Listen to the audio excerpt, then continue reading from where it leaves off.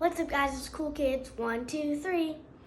So today we're gonna make a cool thing. It's like a little paper, and we're gonna make a little bag thing.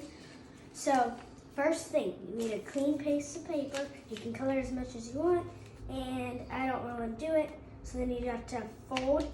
Take this and fold, and then you could put that like this, and then you fold it like that.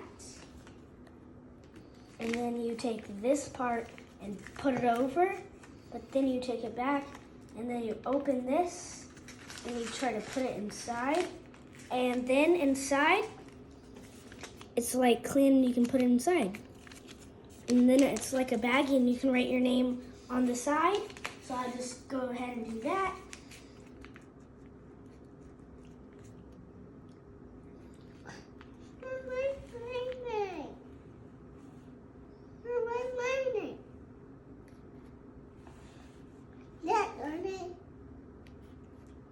That's your name, Drew. Drew, that's your name.